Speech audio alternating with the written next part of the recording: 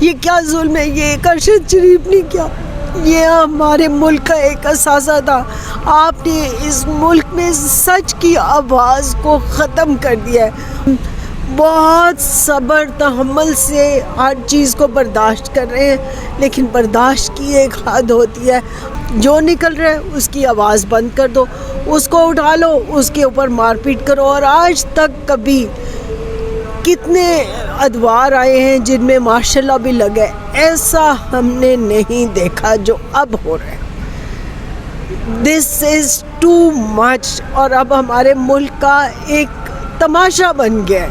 ہم اپنے بچوں کو بھی کیا بتائیں کہ بیٹے آپ سچ نہ بولیں، چپ کر جائیں، آپ کو کوئی مار نہ دے. ہر ماں اب یہ کہے گی اپنے بچے کو. اس کے لیے پہلے تو اس کو یہاں سے ملک بدر ہونا ہی کیوں پڑا؟ اس کے لیے اس ملک کو اتنا تنگ کر کیوں دیا؟ اس زمین کو اتنا تنگ کیوں کر دیا؟ یہ اس ملک کا بیٹا تھا نا، تو اس ملک کا بیٹا تھا. کوئی اس کے لیے کیوں نہیں کھڑا ہوا اس وقت جب اس کو ملک بدر ہو رہا تھا؟ پھر وہ ایک ملک سے در بدر ہو کے آخر وہاں پہ گیا، اور اس کو یہ ٹارگٹ کلنگ ہے. یہ ہم کوئی بیوقوف عوام نہیں ہے. السلام علیکم، میں ہوں حسنین، آپ دیکھ رہے ہیں نیا پاکستان. اس وقت میں ارشد شریف شہید کے گھر کے باہر موجود ہوں. فیملیز یہاں پہنچ رہی ہیں، مائیں پہنچی ہیں. جی ماں السلام علیکم. وعلیکم السلام. آپ کی آنکھوں میں مجھے آتے ہوئے آنسو نظر آ رہے ہیں، کیا کہنا چاہیں گے آپ؟ بس کیا کہیں کہ حق اور سچ کا مرڈر ہو گیا ہے. اور میں تو جیسے ہم روز سنتے تھے کہ میرا جیسے وہ سب کو سلام کرتا تھا کہ دیکھنے اور سننے والوں کو ارشد شریف کا سلام. اور میں رات کو ہر روز اپنا نماز سارے کاموں سے فارغ ہو کے بڑی تسلی سے اس کا پروگرام دیکھتی تھی، کیونکہ اس کے پروگرام میں وہ حقائق پہ مبنی وہ ایویڈنسز لاتا تھا. تو اس کا یہ کیا گناہ ہے؟ تو اس کا مطلب ہے کہ آپ ایویڈنس نہ لائیں. آپ یہ چاہ رہے ہیں کہ اس ملک میں کسی کو تحقیق اور ریسرچ آپ ختم کر دیں. آپ چاہیں گے کہ کوئی اس طرح کا کام نہ کرے آگے.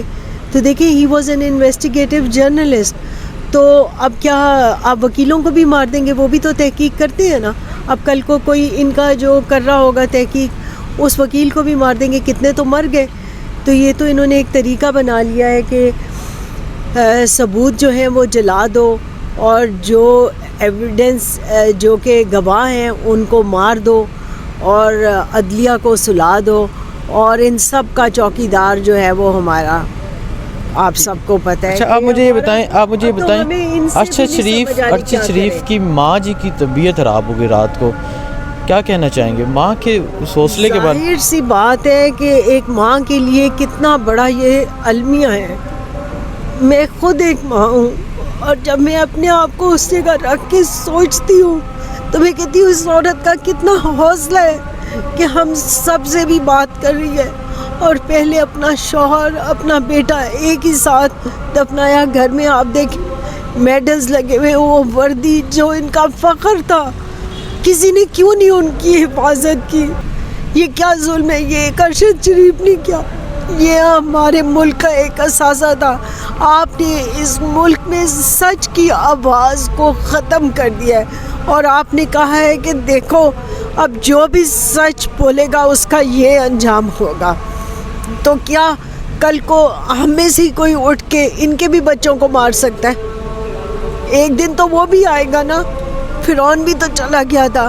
ایک دن یہ بھی ہوگا کہ ان کو بھی دیکھنا پڑے گا کہ یہ بھی اپنے بچوں کی لاشیں اٹھائیں گے. اور وہ دن دور نہیں مجھے لگ رہا. اور ہم بہت صبر تحمل سے ہر چیز کو برداشت کر رہے ہیں، لیکن برداشت کی ایک حد ہوتی ہے. آپ عوام کا اتنا بڑا امتحان مت لے. وہ میڈیا جو سارا وقت سویا ہوا تھا، سمن بکمن ہوا تھا، آج دیکھیں ارشد شریف کے گھر کے باہر ساروں کی گاڑیاں کھڑی ہیں. اب یہ کیا لینے آئے ہیں؟ جب اس کو ملک بدر کیا تھا تو تب کوئی صحافی کیوں نہیں نکلا تھا؟ جو نکل رہا ہے اس کی آواز بند کر دو، اس کو اٹھا لو، اس کے اوپر مار پیٹ کرو. اور آج تک کبھی کتنے ادوار آئے ہیں جن میں ماشاء اللہ بھی لگا ہے، ایسا ہم نے نہیں دیکھا جو اب ہو رہا ہے. دس از ٹو مچ. اور اب ہمارے ملک کا ایک تماشا بن گیا ہے. ہم اپنے بچوں کو بھی کیا بتائیں کہ بیٹے آپ سچ نہ بولیں، چپ کر جائیں، چپ کر جائیں، آپ کو کوئی مار نہ دے. ہر ماں اب یہ کہے گی اپنے بچے کو. یہ مطلب مجھے نہیں سمجھ آتی کہ کوئی ان میں سے نکل کے آگے کیوں نہیں آیا، اور ہمیں کیا بے وقوف سمجھا ہوا ہے کہ ارشد کو اس طرح سے ایکسیڈنٹ میں اس کی ڈیتھ ہو گئی ہے. اگر آپ ایک طرف کہہ رہے ہیں کہ جی بچہ اغوا ہو گیا تھا، اس گاڑی کو اگر آپ چیز ہی کر رہے تھے تو بچہ اگر گاڑی میں تھا تو اس کو گولیوں سے بھون دینا تھا، اندر ٹائر پہ مارتے. یہ تو ایک ٹارگٹ کلنگ ہے. کس کو بے وقوف بنا رہے ہیں؟ کب تک بنائیں گے؟ آخر ہم جیسے بھی ہیں، ہم مائیں بھی ہیں جو اب چاہتی ہیں کہ ایسے لوگوں کو بالکل ہم ان کا احتساب کریں، کیونکہ ہم اپنے بچے اس لیے نہیں پیدا کرتے کہ ہم اس طرح سے مرنے کے لیے، آپ کی گولیوں کے لیے پیدا کریں. ملک کے لیے اگر فخر ہو تو ٹھیک ہے، وہ ماں کو بھی فخر ہوتا ہے، لیکن آپ تو سزا دے رہے ہیں سچ بولنے پہ. دس از ٹو مچ. ٹھیک ہے جی، آپ کیا کہنا چاہیں گے؟ آپ بھی یہاں پہنچی ہیں. السلام علیکم جی. بس کچھ الفاظ نہیں ہیں ان کے لیے، ارشد شریف کے لیے، مطلب ان کی یکجہتی کے لیے آئے ہیں. اس ماں کو سلام جو اب اپنے بیٹے کو، پہلے آلریڈی اپنے بیٹے کے، ایک بیٹے کو اس ملک کے لیے شہید کر مطلب اس کو دفنا چکی ہیں، اب یہ دوسرا بیٹا ان کا. اور یہ ایک بریو جرنلسٹ تھا جو سچ کا آواز تھا. مجھے تو سمجھ نہیں آتی ہے کہ اس کے لیے پہلے تو اس کو یہاں سے ملک بدر ہونا ہی کیوں پڑا، اس کے لیے اس ملک کو اتنا تنگ کر کیوں دیا، اس زمین کو اتنا تنگ کیوں کر دیا. یہ اس ملک کا بیٹا تھا نا، تو اس گھر کا، اس ملک کا بیٹا تھا. کوئی اس کے لیے کیوں نہیں کھڑا ہوا اس وقت جب اس کو ملک بدر ہو رہا تھا؟ پھر وہ ایک ملک سے در بدر ہو کے آخر وہاں پہ گیا، اور اس کو یہ ٹارگٹ کلنگ ہے. یہ ہم کوئی بیوقوف عوام نہیں ہے. اب یہ جو ہے نا میڈیا کا زمانہ ہے اور اس کا زمانہ ہے کہ لوگوں کو پتہ چل جاتا ہے یہ کتنے بھی قصے ڈال. جی ناظرین، آپ دیکھ سکتے ہیں کہ مائیں، بہنیں، بچے، نوجوان، بزرگ یہاں ارشد شریف شہید کے گھر کے باہر پہنچ رہے ہیں، اور ماؤں کے کیا جذبات ہیں. مائیں آتی ہوئی رو رہی ہیں. ابھی گاڑی میں جائیں گی، گھر جا کے یہ جذبات دیکھیں گی. بیٹے ہیں، مطلب ایک ماں کے دل سے مجھے پتہ ہے کہ اس ماں پہ کیا گزری ہوگی. وہ بھی جس کی لاش دیکھے گی تو تب اس کو جو ہے شاید سکون مل جائے کچھ. مطلب ہم اسی طرح سے اپنے بیٹوں کو کھوئیں گے اس ملک کے لیے.